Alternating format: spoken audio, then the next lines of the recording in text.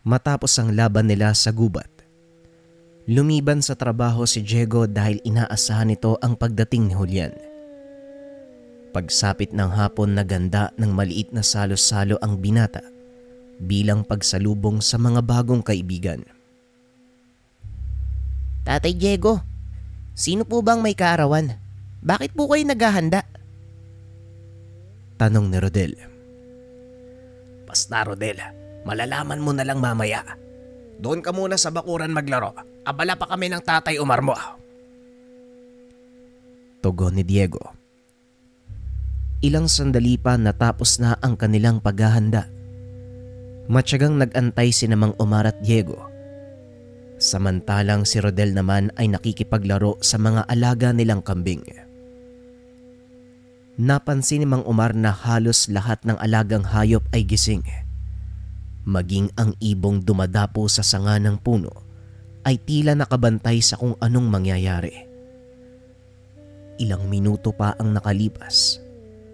Tuluyan ng pumaibabaw sa kalangitan ang bilog na buwan.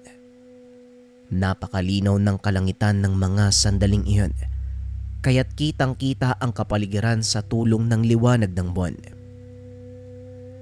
Biglang napahinto si Rodel sa pakikipaglaro nang maramdaman nitong may paparating. Napansin ito ni Diego, kaya kaagad niyang tinanong ang paslit. O anak, anong nangyari? Napalingon sa kanya si Rodel at tumugon.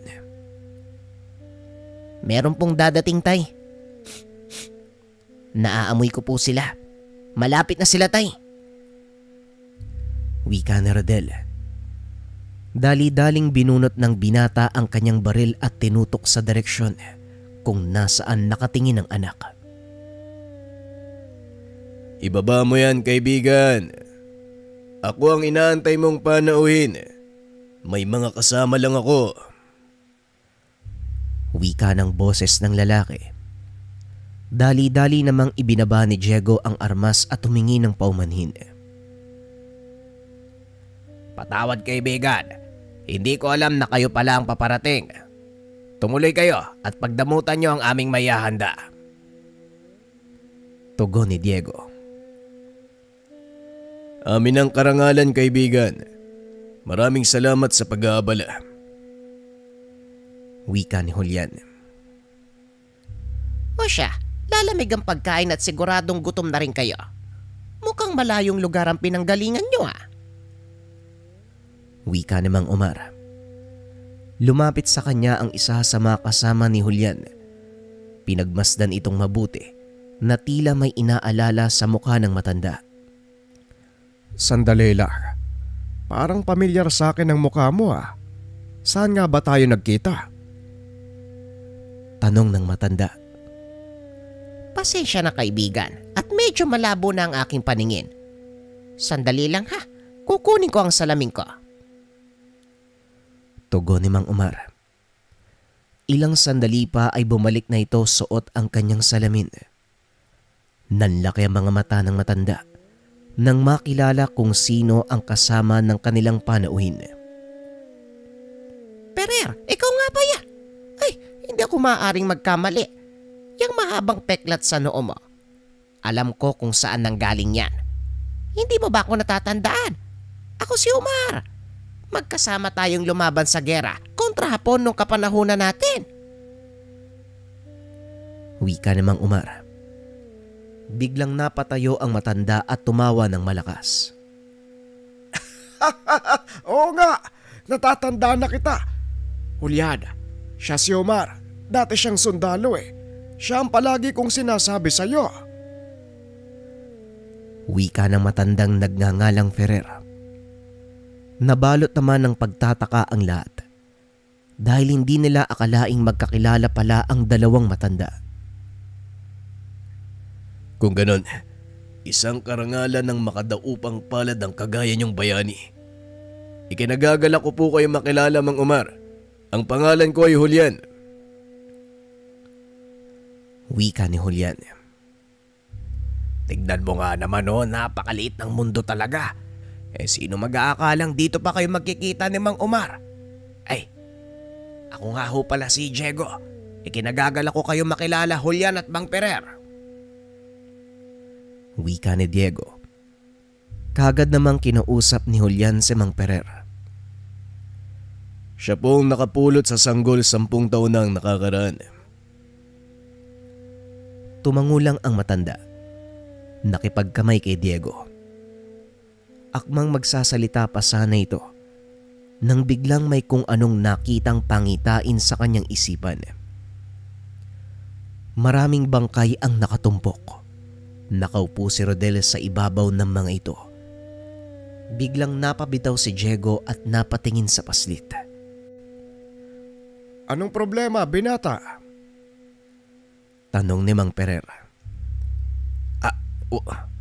Wala naman po, Manong.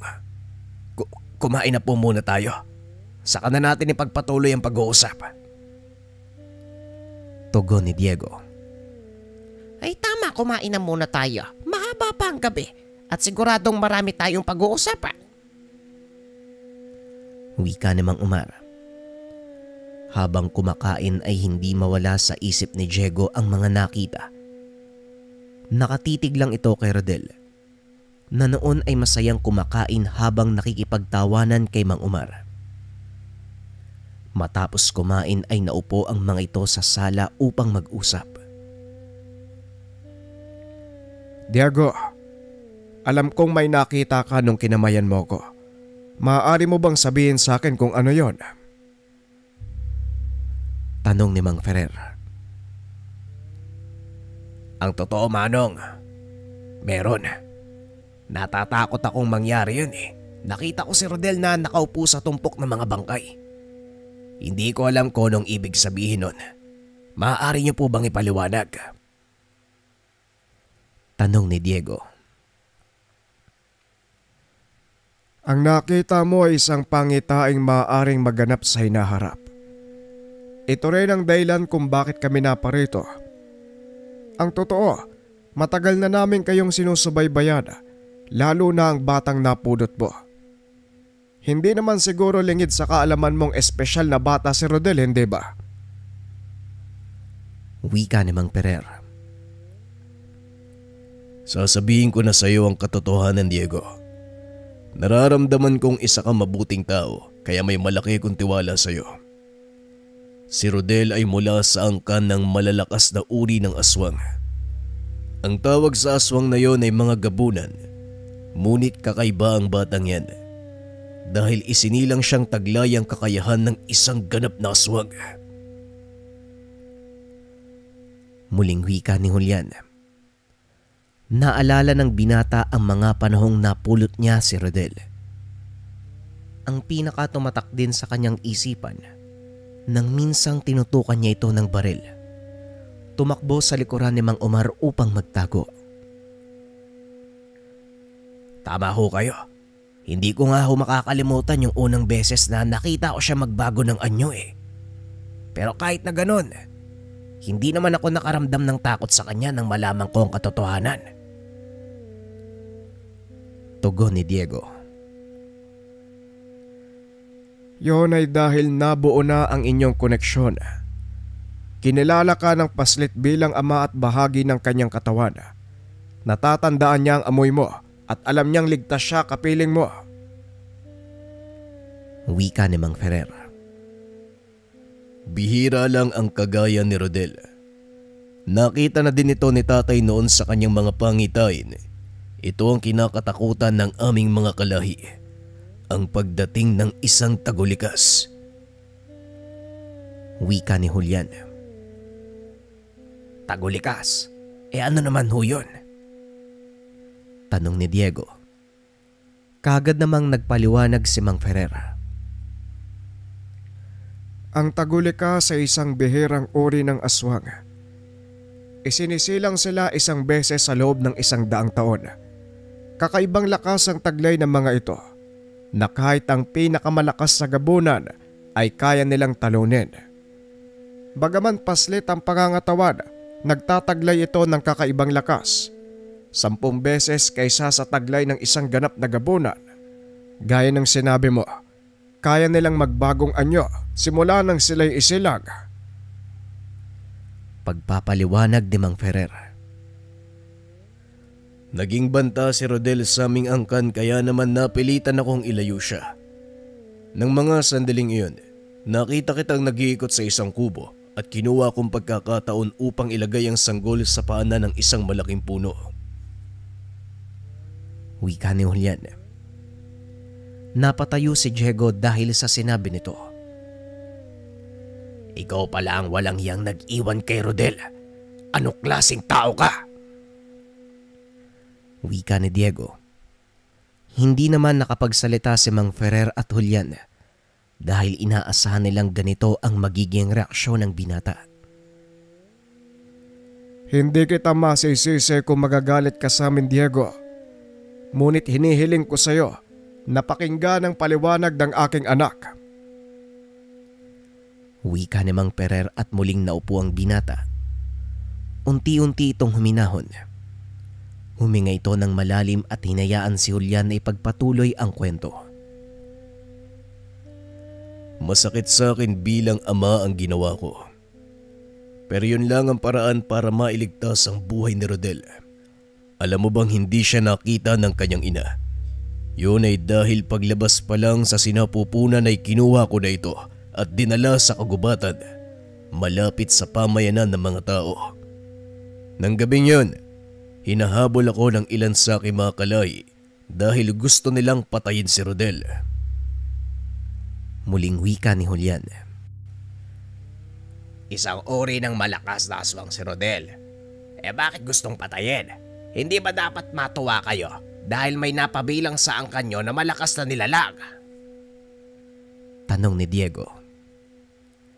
Kabaliktaran ang nangyari, Diego.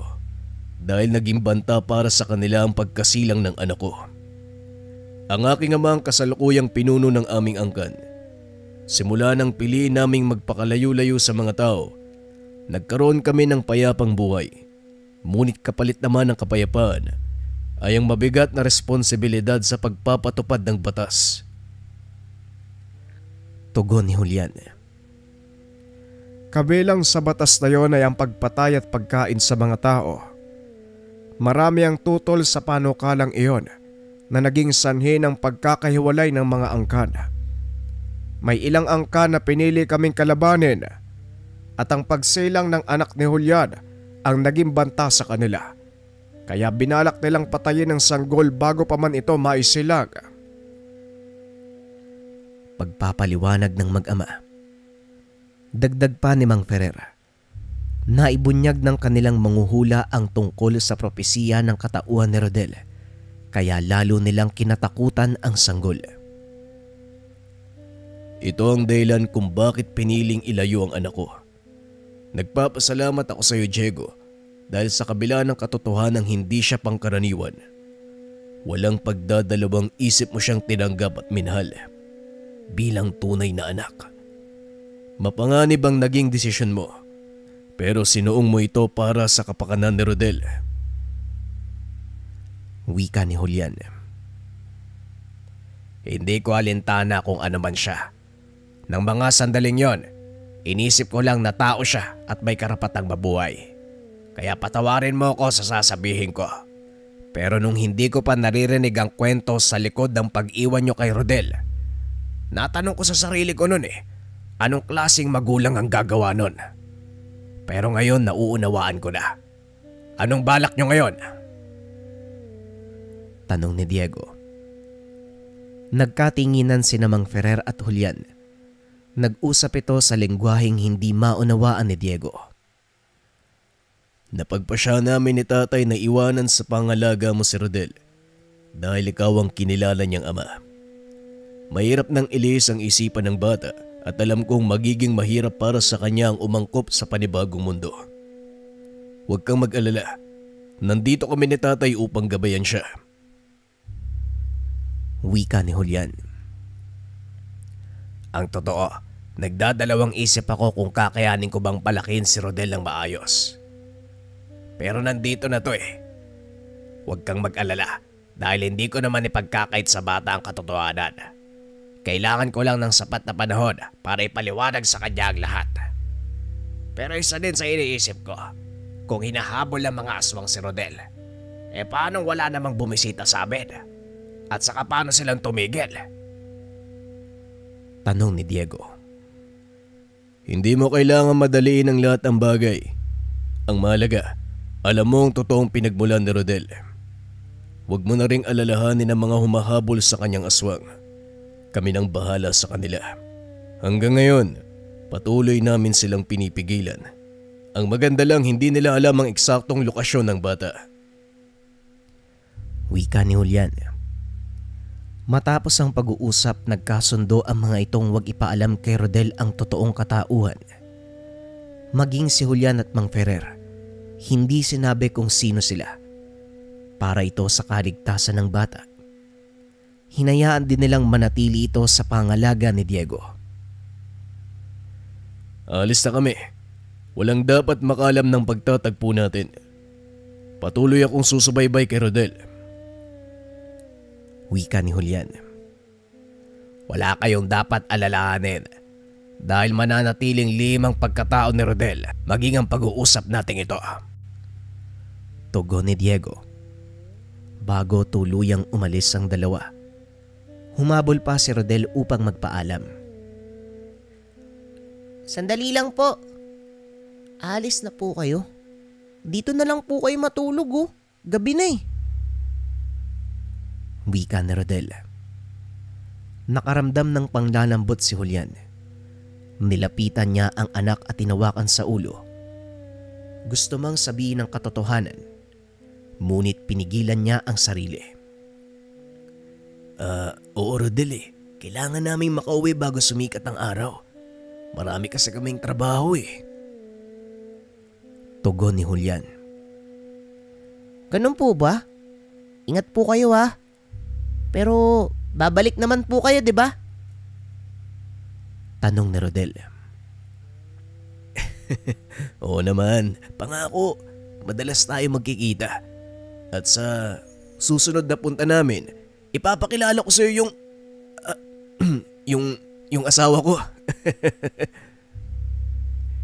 Wika ni Julian. Walang muwang ang paslit na kaharap niya ang totoong ama. Nang gabing yon ay hindi makatulog si Diego dahil sa mga nalaman. Kising ka pa pala, Diego. Huwag mo masyadong isipin ang mga pangyayari. Kagaya ng sinabi nila Julian, lagi naman silang nakasubaybay kay Rodel. Wika ni Mang Omar. Hindi yon ang inaalala ko, Badong. Kundi ang nakita kong pangitain. Nakaupo si Rodel sa tumpok ng napakaraming bangkay. Mahirap hindi mag-alala lalo pat alam ko na ang totoong pagkatao ng bata. Tugon ni Diego. Ito ang tadhanang nakalatag sa kanya, Diego. Wala tayong magagawa para baguhin yon. Hindi siya normal na taong kagaya natin na maaaring baguhin ang magiging kapalaran. Naitakda ng magiging buhay ni Rodel bago pa man siya isilang. Wika ni Mang Omar. Alam ni Diego na tama ang sinabi ng matanda. Wala na itong magagawa pa kung hindi tanggapin ang mga pangyayari. Kinabukasan habang nasa trabaho, naatasan ang binatang magpatrolya sa isang baryong sakop ng kanilang bayan. Ito ay sa kadahilanang may mga napapabalitang pagkawala ng mga bata sa lugar. Diego, alam kong ikaw lang ang tanging nakakaalam ng pasikot-sikot sa baryong yon. Kaya ikaw ang itatalaga ko. Imbestigahan mo ang mga nawawalang bata. At nga pala, Diego, hindi lang kabataan ang nawawala, kung hindi mga hayop. Ang ilan natatagpo ang wala ng lamang loob. Ang sabi ng mga nakakakita, parang wasak na ang katawan ng mga hayop. Hindi gumamit ng patalim ang may gawa. Pagpapaliwanag ng hepe. Matapos makipag-usap ay kaagad nang lumakad si Diego. Nag-ikot-ikot ito sa baryo at nagtanong sa mga residente. Ngunit wala ni isa sa kanila ang may alam kung ano ang talagang dahilan. Inabot lang ng hapon ng binata, ngunit wala itong nakuwang impormasyon. Kadalasan sa mga taong nakakausap niya, Sinasabing hindi nila alam kung sino ang kumuha sa mga bata. Nagpa siyang umuwi si Diego sa tahanan ni Mang Omar. May dala itong pasalubong para kay Rodel. Ngunit laking gulat ng binata nang malamang hindi pa nakakauwi si Rodel. Nagpaalam kasi na maglalaro doon sa sapa. Pinayagan ko naman. Kasi doon lang naman siya palagi naglalaro eh. Hayaan mo, uwi din yun mamaya. Wika ni Mang Omar. Nag-aalala ho ako eh. Hawak ko yung kaso ngayon sa pagkawala ng mga bata. Baka madamay si Rodel eh. Wika ni Diego. Tandaan mong hindi pangkaraniwang bata si Rodel at kaya niyang pangalagaan ang sarili niya, kaya huwag ka masyadong mag-alala. Muling wika ni Mang Omar. Yun na nga po ang inaalala ko, Manong. Dahil hindi siya pangkaraniwan, baka ito pa ang pagbula ng pagkabunyag ng totoong pagkatao ni Rodel. Wika ni Diego. Sa kalagitnaan ng pag-uusap ng dalawa, biglang dumating si Rodel. Nagulat si Mang Omar dahil may mga kabataan itong kasama. Pasensya na po, nahuli po ako ng uwi ah. Nakipaglaro po kasi ko sa kanila eh. Wika ni Rodel. Dagdag pa nito, inihatid siya ng mga bata para magpaliwanag. Ayon sa mga bata, nahuwili sila sa panguhuli ng isda sa sapa. Ay maraming salamat sa inyo ha. Sandali lang, ihahatid ko kayo. Delikado ang daan pabalik sa baryo nyo. Tugon ni Diego. Habang naglalakad, kinakausap ni Diego si Rodel. Ngunit hindi sumasagot ang bata. Palinga-linga ito na tila may kung anong inaabangan. Biglang huminto sa paglalakad si Rodel. Hinawakan nito sa kamay si Diego. Kagad na pahinto ang binata at lumuhod upang magpantay sila ni Rodel. Bakit anak? Ano nangyayari? Tanong ni Diego. Bantayan niyo po yung mga batang kasama natin, tay. Meron po akong nararamdaman na paparating eh. Tugon ni Rodel. Biglang tinawag ni Diego ang mga bata at tinipon sa iisang lugar. Inantay nila ang susunod na mangyayari. Hindi nga nagkamali ang paslit. Biglang may lumabas mula sa gilid ng daan. Gumagapang ito sa lupa na parang buhaya. Sa isip ni Diego, wala namang malapit na ilog o sapa sa lugar, kaya imposibleng makarating doon ang buhaya. Dito na inilabas ni Diego ang baril. Tinutukan ang nilalang. Akmang kakalabitin na sana ang gatilyo nang biglang hawakan ni Rodel ang kanyang kamay. Sandali lang po, tay. Parang hindi niya tayo nakikita. Wika ng paslit. Ngunit bigla itong huminto sa kanilang harapan at dahan-dahang tumayo sa dalawang paa. Kagad namang umatras si Rodel dahil alam niyang delikado ang nilalang na ito. Anak, mag-iingat ka. Huwag kang mag-alala, tay. Umalis na kayo. Ako nang bahala dito. Tugon ng paslit. Kagad namang umalis sa lugar si Diego kasama ang mga bata. Medyo malapit na rin ang susunod na baryo, kaya mabilis niyang nahatid sa kanilang mga tahanan ang mga bata. Matapos ay dali-dali siyang bumalik doon sa lugar. Ngunit pagdating nito ay wala na siyang nadatnan. Hinanap ng binata kung nasaan si Rodel. Sinundan nito ang mga bakas, ngunit sa kasamaang palad, naputol ang mga ito nang papasok na siya sa gubat. Kabado si Diego habang papasok ng kagubatan dahil na din sa alam niyang hindi pangkaraniwang nilalang ang maaari niyang makasagupa. Ngunit mas nangibabaw sa kanya ang pagiging ama. Nagpatuloy ito sa paghahanap hanggang sa makarinig ng malakas na kaluskos at sigawan mula sa dalawang nilalang na nag-aaway. Dito nasipat ni Diego si Rodel na nasa anyong aswang habang nakikipagbuno sa malaking nilalang. Nang mga sandaling iyon, nagtamo ng sugat sa katawan ng kalaban. Nahihirapan itong mahuli si Rodel dahil napakaliksing kumilos ng bata. Bukod pa dito, napakalakas ng mga ataking binibitawan nito sa tuwing tatamaan ang nilalang. Kagad itong napapadapa o hindi kaya naman ay tumitilapon palayo. Nagpatuloy sa panonood si Diego hanggang sa makita nitong hawak-hawak ni Rodel sa buntot ang nilalang. Inihampas ito sa puno. Akmang tatakas na sana ito, ngunit nagawa siyang abutan ni Rodel at gamit ang matatalas na kuko, biniyak nito ang katawan ng nilalang. Nanlaki ang mga mata ni Diego sa sumunod na ginawa ng bata. Dinukot ni Rodel ang puso ng kalaban. Walang pagdadalawang isip na kinain. Ilang sandali pa matapos niyang ubusin ang puso, nagkaroon ng pagbabago sa kanyang katawan. Tila tumubo ang matatalas na tinik sa likod nito. Nagkaroon ng malabaluting kaliskis sa braso, dibdib, hanggang sa balikat. Tumingala si Rodel sa bilog na buwan. Buong puwersa itong sumigaw. Nanindig ang balahibo ni Diego ng mga sandaling iyon. Sa hindi malamang dahilan, nakaramdam ito ng takot. Sa kabila ng katotohanang alam niya na si Rodel ang nilalang na iyon. Marahang naglakad ang binata palayo sa lugar. Nang marating ang kalsada, dali-dali itong tumakbo pauwi. Hingal kabayo itong dumating sa tahanan ni Mang Umar. Laking gulat nito nang makitang nakikipagtawanan si Rodel sa matanda. Oh, nandito ka na pala. Kakarating lang din ni Rodel eh. Ang sabi niya magkasama daw kayo, pero hinatid mo pa yung mga kalaro niya. Wika ni Mang Umar. Kagad nitong inaya si Diego na kumain. Ngunit tumanggi ang binata at nagdahilan na busog pa ito.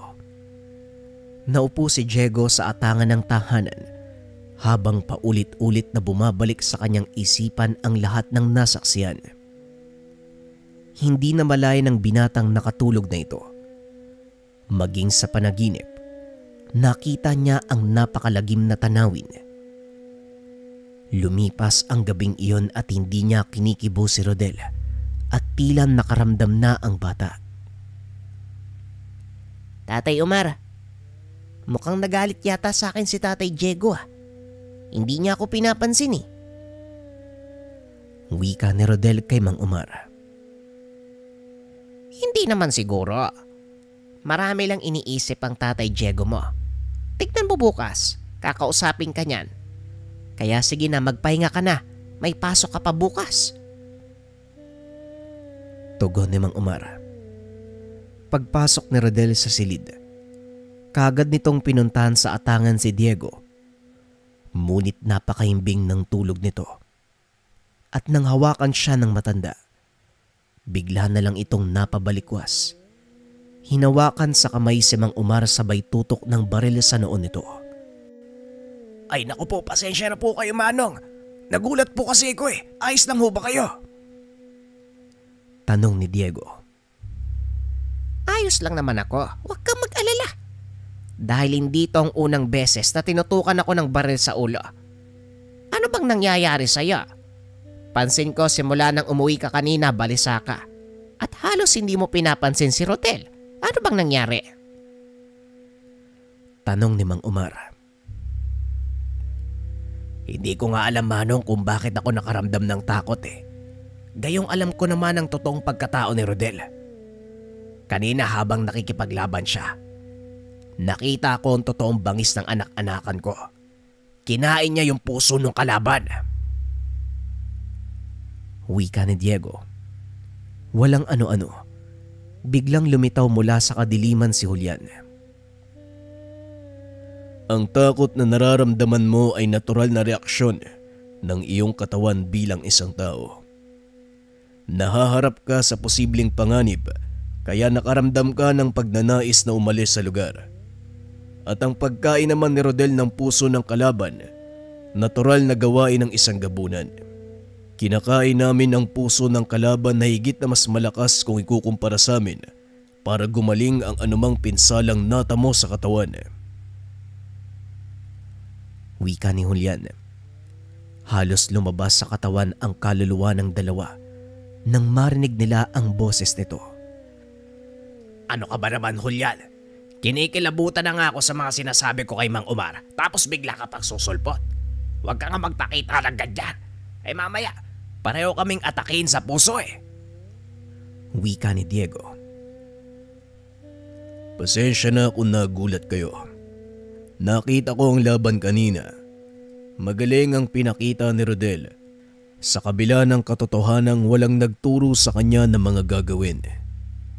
Nangangahulugan lang na isa nga siyang tagulikas. Ngunit wala kayong dapat alalahanin. Kahit anong anyo pa ang ipakita ni Rodel, makikilala at makikilala pa din niya kayo. Wika ni Julian. Nang mga sandaling iyon, unti-unting nawawala ang takot ng binata sa paslit. Naroon ka sa labang iyon, Julian. Kaya sigurado kung nakita mo kung paanong tumubo sa katawan ni Rodel ang mga tinik at kaliskis. Bakit nangyari yun? Tanong ni Diego. Isa ito sa mga katangian ng taguligas. Nakukuha nila ang panlabas na anyo ng kalaban at ginagamit ito bilang pansariling lakas. Ito ang lamang ng isang taguligas. Kaya huwag kang mag-alala. Kung ano man ang makikita mo sa susunod pang mga araw, natural lang ang lahat ng yun. Sige na, hindi na ako magtatagal. Dumalaw lang ako para masagot ang mga katanungan mo. Wika ni Julian at kagad na itong umalis. Tama nga naman si Julian. Normal namang nakipag-usap sa akin si Rodel nang dumating siya. Hinahanap ka pa nga eh. Wika ni Mang Omar. Siguro nga tama si Julian, Manong. Nagulat lang kasi ko eh. Unang beses na ginawa ni Rodel ang bagay na yon. Ay nako, kailan ba matatapos ang mga sorpresa sa pagkatao ng anak-anakan ko? Tanong ni Diego. Matapos ang pag-uusap nila ng matanda, kagad nang natulog ang binata. Kinabukasan maagang nagising si Rodel dahil papasok ito ng paaralan. Matapos mag-ayos ng sarili ay kagad nitong ginising si Diego. Tay, tara na po. Mahuli na ako sa klase oh. Wika ni Rodel at kagad namang bumangon si Diego. Nagbihis ito at humigop na lamang ng kape. Nagpatuloy na sa paghatid sa bata. Habang nasa sasakyan, napansin ni Diego ang mga kalalakiyang may pasang sako. May dalang tabak ang mga ito. Nakita ng binata na may tumutulong dugo mula sa sako. Biglang pumasok sa isipan nito ang kasong hinahawakan. Nagkataong nanggaling ang mga ito sa baryo kung saan siya nag-iimbestiga.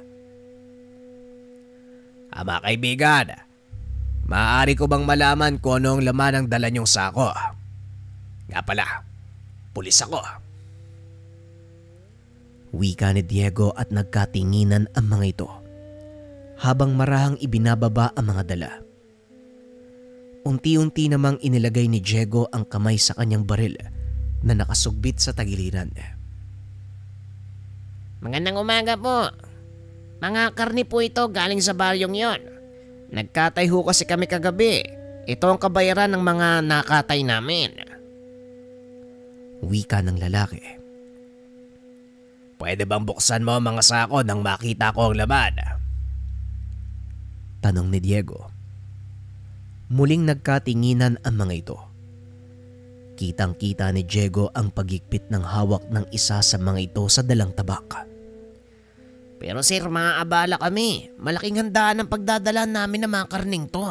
At sigurado makagalit ang may bahay pag nahuli kami ng dating. Lulutuin na ho ito.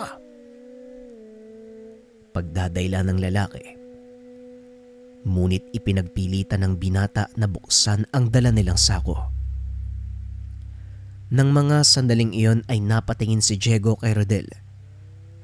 Nakita niyang wala na ang bata doon sa kotse.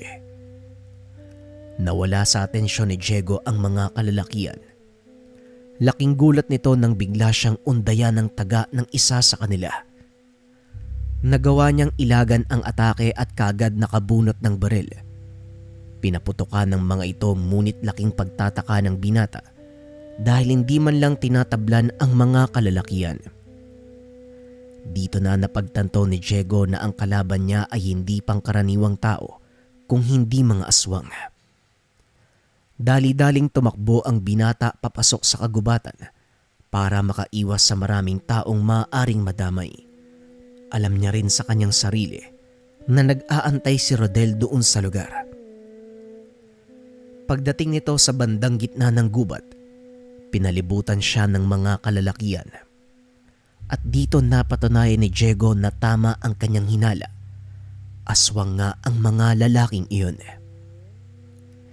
Ito ang napala mo sa pakikialam. Kung hinayaan mo na lang sana kaming dumaan, hindi ka na sana mapapahamak.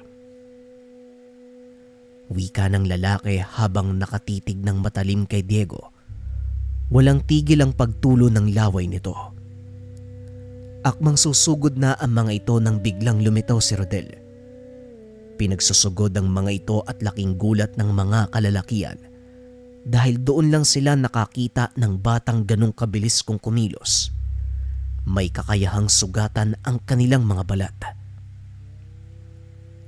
Anong uri ka ng nilalang bata? At paano mo kaming nasusugatan? Tanong ng lalaki. Ang totoo, hindi ko din po alam eh.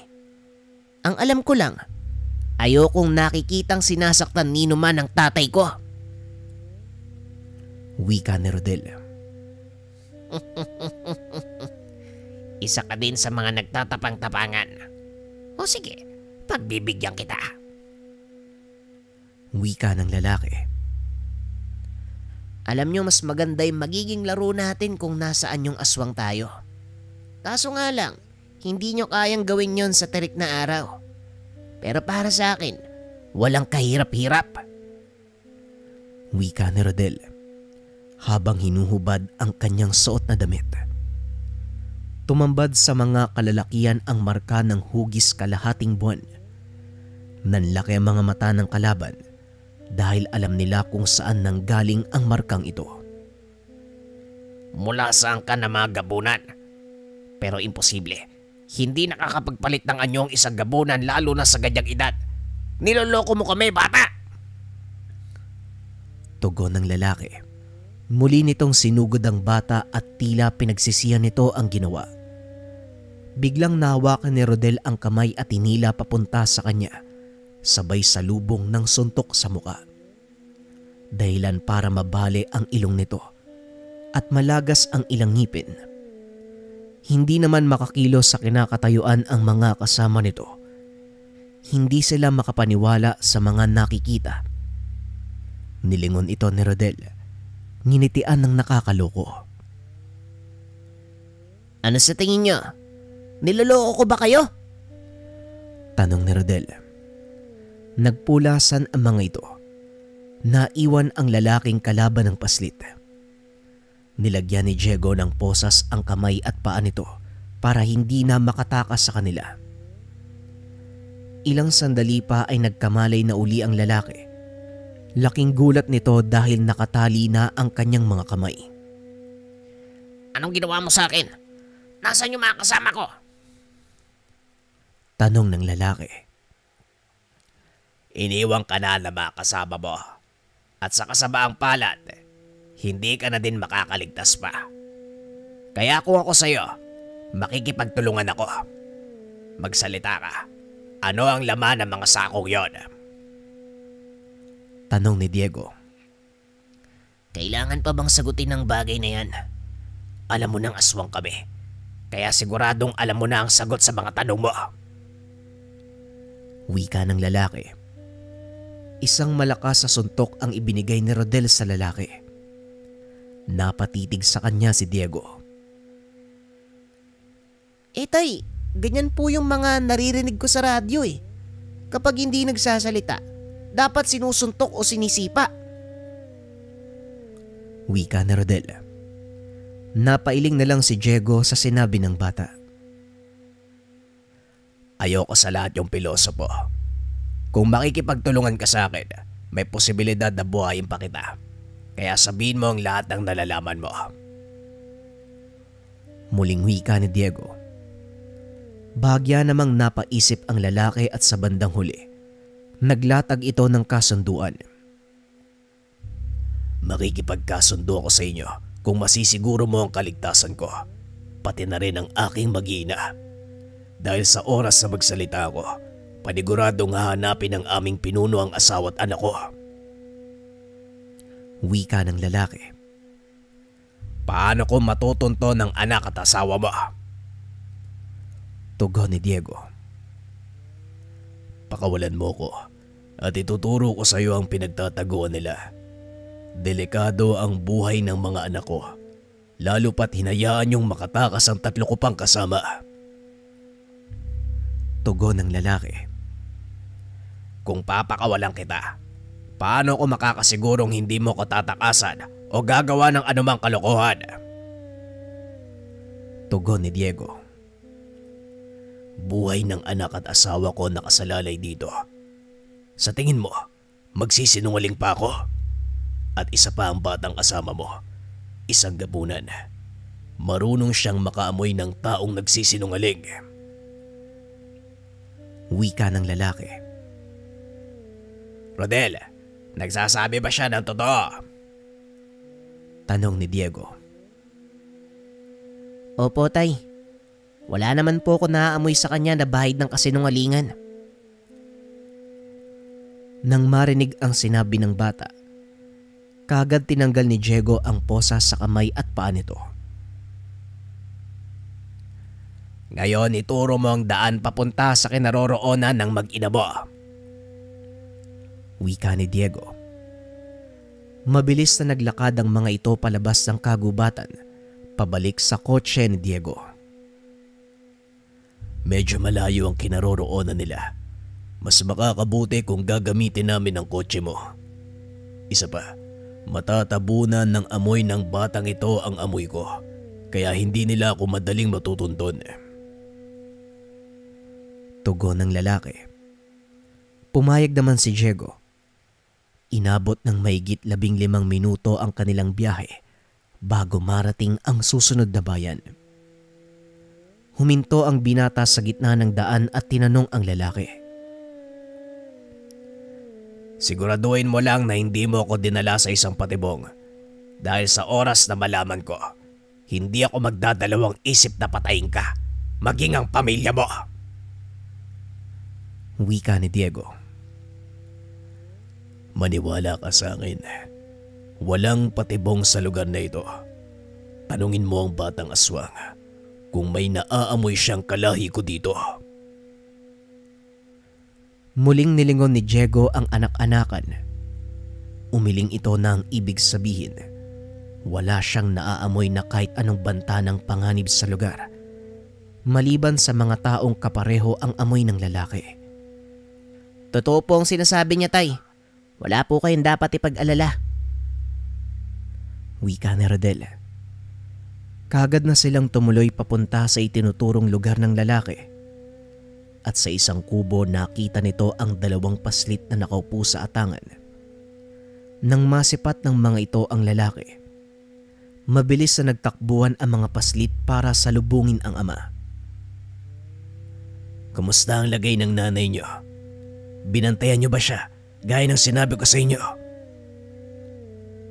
Tanong ng lalaki sa 2 paslit. Matapos ay sinabihan niya itong pumasok sa loob ng tahanan. Ang pangalan ko ay Ador. Ngayon siguro, naniniwala na kayo sa akin. Wika ni Ador.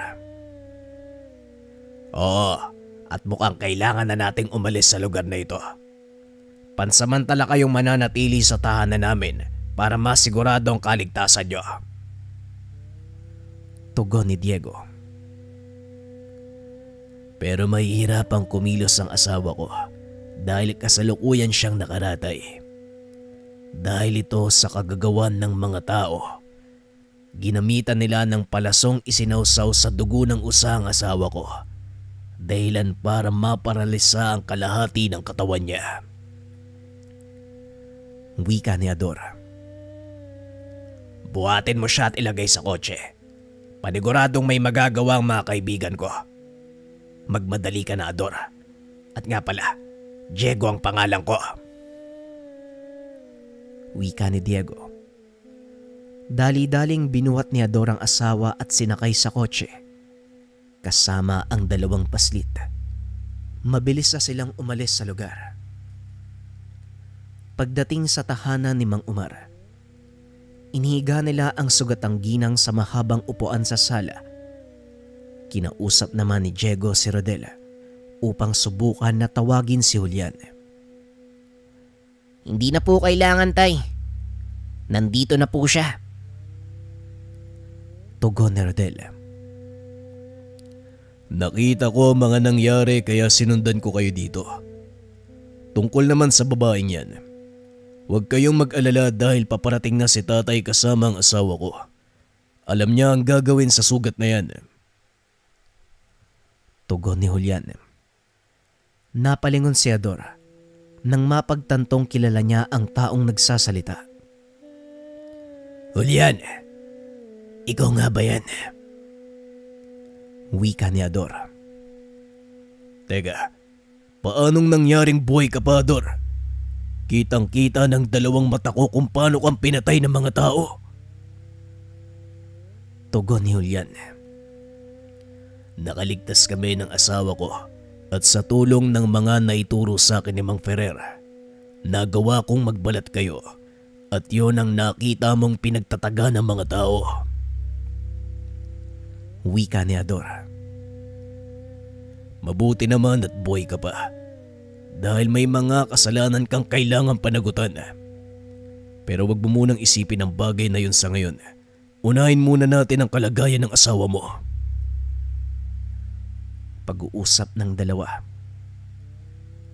Ilang minuto pa ang lumipas, dumating si Mang Ferrer kasama ang isang magandang babae na halos kasing edad lang ni Julian. Mukhang nandito nang inaantay niya. Diego, maiwan na muna kita ha. Kailangan kong pumunta ng bukid. Wika ni Mang Umar. Ngunit pinigilan ito ng binata. Huwag po muna kayong umalis, Manong. Delikado pa. Nakatakas sa mga kasama ni Ador. Paniguradong alam nila na wala na si Ador sa kanyang tahanan. Wika ni Diego. Ganun ba? O siya, mananatili na lang muna ako dito. Ang totoo, kinikilabutan ako dahil puro aswang ang nasa loob ng tahanan. Tugon ni Mang Umar. Wala kang dapat ikatakot, Manong. Puro kaibigan natin ang mga yan. Wika ni Diego. Halika, doon tayo sa kusina. Balita ko mahusay kang gumawa ng kape. Wika ni Mang Ferrer. Samantalang si Rodel naman, napatitig sa kasamang babae ng matanda. Napapangiti ito na tila nakakita ng diwata. Nga pala, Rodel. Asawa ko, si Madel. Wika ni Julian. Tama nga ang sinabi sa akin ni Julian. Malaki ka na nga. Ikinagagalak kitang makita, Rodel. Wika ng babae. Laking gulat ng paslit dahil bigla siyang niyakap nito. Nakakailang naman po yung ginawa nyo. Tugon ni Rodel. Hayaan mo lang ako na yakapin ka kahit sandali. Alam mo bang may anak din ako eh. Kung nabubuhay lang siya, malamang kasing edad mo na yun eh. Wika ni Madel. Ilang minuto pa ay binitawan din ito ang paslit at nagpasalamat. Tumayo ang ginang. Kinausap si Ador tungkol sa kalagayan ng asawa nito. Pinaliwanag naman ni Ador ang nangyari Matapos ay sinimulan na nitong gamutin ang asawa ni Ador. Ang dugo ng babaeng usa ay lason para sa pangkaraniwang aswang. Ngunit sa oras na mahalo ito sa dugo ng isang gabunan, napakabisa nitong panggamot sa kahit anong pinsala sa katawan. Wika ni Madel habang sinusugatan ang kanyang palad. Inilagay nito ang dugo sa isang maliit na sisidlan. Isinawsaw ang dulo ng palasong na bunot mula sa katawan ng asawa ni Ador. Nang matapos itong haluin, ipinainom ni Madel ang dugo sa ginang. Sana sapat na dami pa ang naiwang dugo ng babaeng usa sa palaso. Malalaman natin yan sa oras na magising ang asawa mo. Sa ngayon wala kang dapat ipag-alala dahil mahinaho naman ang kanyang muka.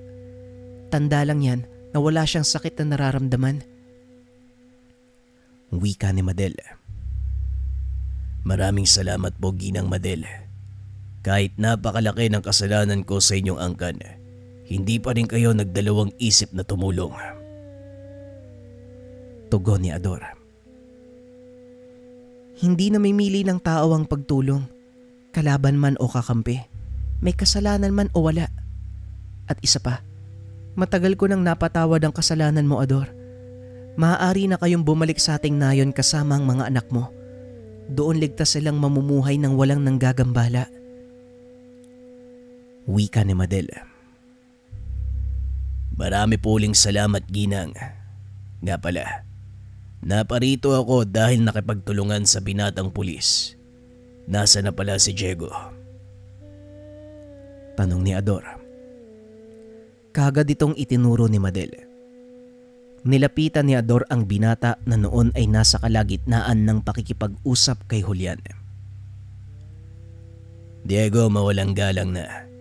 Naisa na kitang makausap tungkol sa aking pangako. Wika ni Ador. Magsalita ka, Ador. Wala kang dapat alalahanin. Dahil sa mga ganitong usapin ay kasali na ang aking angkan. Tugon ni Julian. Maraming salamat, Supremo Julian. Napilitan kaming dukutin ang mga kabataan sa kabilang baryo sa ilalim ng utos ni Mang Tasyo, ang kapatid ng tatay nyo. Ginagawa niya ito para ipakita sa inyo ang pagre-rebelde. Wika ni Ador. Ano naman ang kapalit ng ginagawa nyo para sa kanya? Tanong ni Diego. Pinagbantaan niya kaming papatayin ang mga kaanak namin kung sakaling hindi namin siya susundin. Napahamak na ang asawa ko, kaya napag-isip-isip ko ng huminto. Ngunit natatakot ako na baka totohanin niya ang banta. Tugon ni Ador. Ito ang babalang ibinigay sa inyo ng aking ama, pero hindi kayo nakinig. Mas pinili niyong mamuhay kasama si Tio Tasyo, kahit alam niyong buktot na ang kanyang mga dahilan. Nabubuhay tayo kahit walang karne ng tao. Sinikap ni Ama na bigyan kayo ng mapayapang buhay, ngunit mas pinili niyo pa rin ang masalimuot na daanan. Wika ni Julian. Bagay na pinagsisisihan ko, Supremo. Kaya humingi ako ng kapatawaran sa inyo ni Pinunong Ferrer. Wika ni Ador. Matagal ko nang ibinigay ang kapatawaran sa inyo, Ador. Inaantay ko lang na kayo mismo ang bumalik sa aking kandili. Wika ni Mang Ferrer at kagad lumuhod si Ador upang magbigay galang. Ngunit habang nakalod ito, isang palaso ang tumama sa kanyang dibdib, dahilan para tuluyan itong bumagsak. Diego, ipasok mo ang bata sa loob ng bahay. Nasundan tayo ng mga kaway. Wika ni Julian. Dali-dali namang hinila ni Rodel ang mga bata. Dito na muna kayo, tutulong ako kay na Tatay Diego. Ginang Madel, kayo na pong bahala sa kanila. Wika ng paslit. Hindi niya na nagawa pang pigilan si Rodel dahil napakabilis itong kumilos. Tanging pagmamasid na lang mula sa bintana ang nagawa ng ginang. Nakatayo ito kasama sina Julian at Mang Ferrer habang hinihintay ang paglabas ng mga kaaway. Samantalang si Ador naman, dali-daling binuhat ni Diego papasok ng tahanan upang lunasan ang sugat. Sa kasamaang palad, direkta itong tinamaan sa puso kaya hindi na nagtagal pa ang buhay. Wala na tayong magagawa dahil tinamaan ng puso ni Ador. Ang tanging makakapagligtas sa kanya ay dugo ng isang mortal. Wika ni Madel. Kung ganon, kunin mo ang dugo ko. Tugon ni Diego. Dali-dali nitong nilaslas ang palad at ipinatak sa bunganga ni Ador. Ilang sandali pa ang nakalipas. Kusang natanggal ang palasong nakatarak sa dibdib nito. Hinawakan ni Ador ang kamay ni Diego. Anong ginawa mo? Bakit mo pinainom sa akin ang iyong dugo? Tanong ni Ador habang pilit na bumabangon. Dahil kailangan mong mabuhay para sa mga anak mo. Malit pa sila.